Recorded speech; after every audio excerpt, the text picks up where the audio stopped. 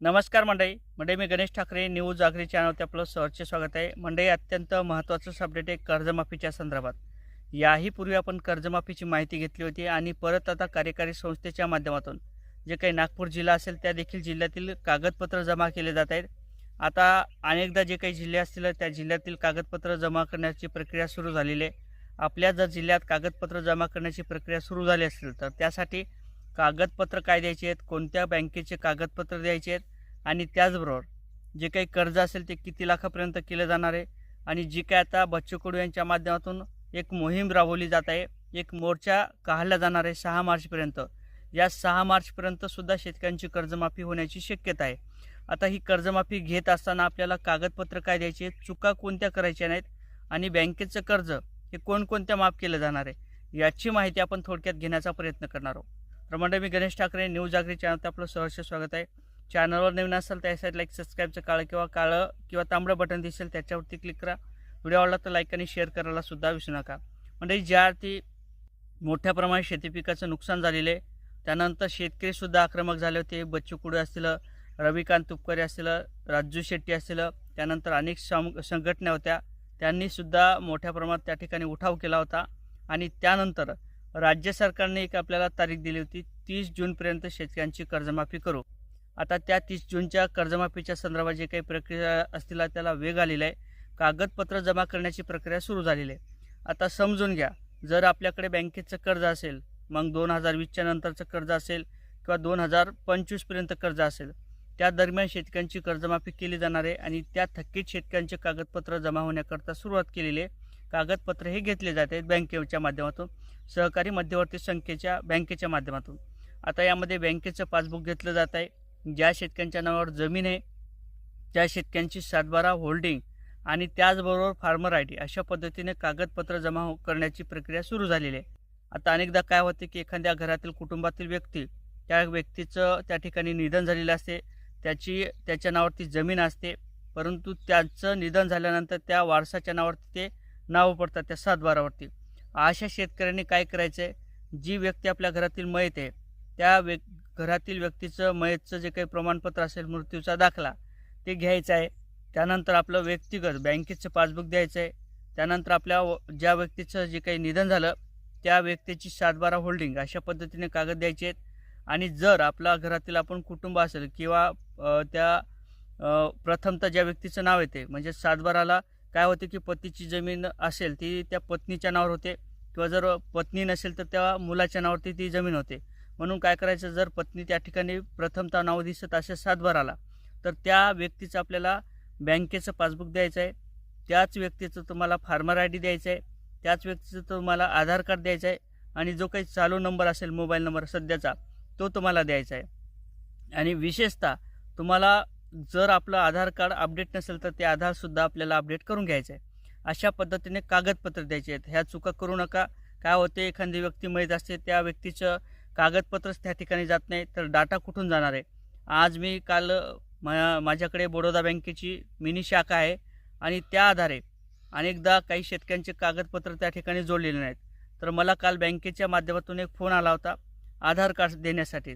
तर अनेकदा आधार कार्ड त्या ठिकाणी अपडेट नाहीत, कोणाचं मतदान कार्डावरती त्या ठिकाणी खातं काढलेलं असते आणि कोणाची KYC झाली नसते, ते खातं पूर्णपणे बंद होते. म्हणून अशा शेतकऱ्यांचे आधार कार्डसुद्धा काल मी व्हॉट्सअप केलेले आहेत, जेणेकरून त्या शेतकऱ्यांच्या कर्जमाफ्या किंवा त्याचा इतर काही लाभ असेल ते मिळाला पाहिजे. आता ही जे काही आधार कार्ड असेल ते काही कर्जमाफीसाठी घेतले का इतर कामासाठी घेतले ते स्पष्ट नाही, परंतु निश्चितच कागदपत्र हे सध्याची परिस्थिती चालू आहे त्याप्रमाणे आधार कार्डची जी काही प्रत असेल ती कर्जमाफीसाठीच घेतलेली असावी अशी एक शंका आहे. आणि त्याच पद्धतीने तुमचं आधार कार्ड अपडेट करून घ्या, कागदपत्र द्या आणि त्याचबरोबर जे काही बँकेचं कर्ज असेल ते आता नॅशनल बँकेचं पूर्णपणे कर्जमाफ केलं जाणार आहे. परत बऱ्याचदा बँकेचं नावसुद्धा सांगितलेलं आहे. जे ॲक्सिस बँक असेल त्याची कर्जमाफी होण्याची शक्यता कमी आहे. HDFC बँक असेल त्याचीसुद्धा शक्यता कमी आहे. आणि त्याचबरोबर जे काही पतसंस्थेच्या किंवा बँकेच्या अंडरखाली काम करतात अशा बँकेच्या जे काही इंडोसन बँक असेल, बुलढाणा अर्बन बँक असेल, अशा जे काही बँक असतील त्या बँकेचं कर्ज माफ होण्याची शक्यता कमी आहे. परंतु त्याचपैकी जर तुम्हाला ती बँक दत्तक असेल तर त्या बँकेचं कर्ज माफ होऊ शकते. मग तुमचं मॉर्गेज असेल किंवा पुनर्गठन असेल असे सुद्धा कर्ज माफ होणार आहे. आता 2020 पासून ज्या शेतकऱ्यांचं थकीत आहे अशा शेतकऱ्यांच्या कर्जमाफ्या यामध्ये मुख्यतः दिल्या जाणार आहेत. परंतु आपण बँकेचं पुनर्गठन केलं असेल 2025पर्यंत सुरुवातीपर्यंत म्हणजेच डिसेंबर महिन्यापर्यंत, तर तुमची कर्जमाफी होण्याची शक्यता आहे. परंतु त्यानंतर तुम्ही पुनर्गठन केलं असेल किंवा त्याचं व्याज भरलं असेल, त्यानंतर तुमचं व्याज भरलेल्यानंतर तुम्ही जे बँकेचं कर्ज हे रेग्युलरमध्ये जाते, अशा शेतकऱ्यांची कर्जमाफी होण्याची शक्यता कमी आहे. RBIच्या नियमाप्रमाणे त्या शेतकऱ्यांची कर्जमाफी ही होत नाही. आता एकंदरीत जर कर्जमाफी करायची असेल तर सरकार जे काही इन्कम टॅक्स भरणारे शेतकरी असतील, म्हणजेच व्यापारी लाईन असेल, दुकानदार असतील, आमदार खासदार असतील, असे जे काही नोकरीधारक असतील, ज्या शेतकऱ्यांना म्हणजे त्या शेतकऱ्यांच्या नावावर, ज्या नोकरीधारकांच्या नावावर जमीन जरी असेल तर अशा शेतकऱ्यांची मात्र कर्जमाफी होणार नाही. परंतु जे काही योग्य शेतकरी असेल त्या योग्य शेतकऱ्यांची कर्जमाफी होणार आहे. आता ज्या शेतकऱ्यांकडे 5 एकर जमीन असेल, 10 एकर जमीन असेल, तो पूर्वीपासूनच जमीन कचासा असेल, त्याच्याकडे कोणत्याही प्रकारची नोकरी नसेल, तर अशा शेतकऱ्यांची सरसकट कर्जमाफी होणार आहे. यामध्ये कोणत्याही प्रकारचे निकष लागणार नाहीत. म्हणजे काय तर सरसकट 2 लाख 4 लाख जे काही कर्ज असेल ते तुमचं माफ होण्याची तशी सुद्धा शक्यता आहे. कारण तर मुख्यमंत्री फडणवीस हे 2दा नाही 3दा नाही अनेकदा म्हणलेले आहेत. बावनकुळे साहेब असतील हे सुद्धा म्हणलेले आहेत. त्यानंतर भरणे मामा असतील यांनी सुद्धा माहिती दिली होती की संपूर्ण सरसकट कर्जमाफी होणार आहे, अशी देखील माहिती आता समोर येत आहे. आणि त्याच पद्धतीने आता कागदपत्र जमा करण्याची प्रक्रिया सुरू झालेली आहे.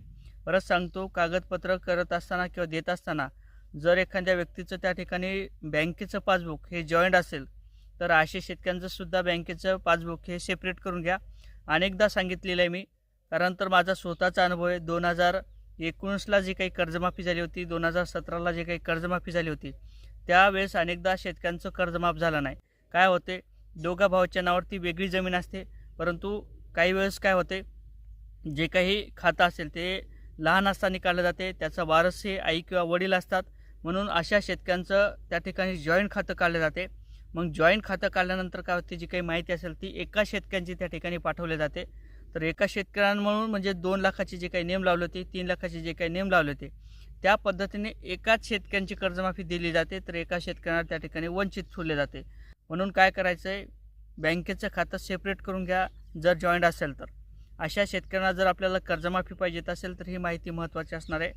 ही माहिती देत असताना कोणत्या प्रकारच्या चुका करू नका, हे देखील पुन्हा मी सांगतो. फार्मर ID आतापर्यंत काढली नसेल ती काढून घ्या. एखादी व्यक्ती सामायिक क्षेत्रधारक असेल तर त्या शेतकऱ्याने सुद्धा फार्मर ID काढून घ्या. अशी तरतूद आहे. ज्या शेतकऱ्यांचं नाव हे जमीनमध्ये सामायिक असेल, 2, 3, 4, 5 कितीही असो, अशा सगळ्या शेतकऱ्यांना फार्मर ID काढता येते. म्हणून फार्मर ID काढून घ्या. फार्मर ID शिवाय कोणत्या प्रकारच्या योजना येथून पुढे मिळणार नाही. कर्जमाफी असेल, पीक विमा असेल, कोणतीही योजना असेल ती तुम्हाला मिळणार नाही. तुम्हाला असेच नवीन अपडेट घ्यायचे असतील तर चॅनलवर नवीन असेल तर चॅनलला सबस्क्राईब करा. व्हिडिओ आवडला तर लाईक आणि शेअर करायला सुद्धा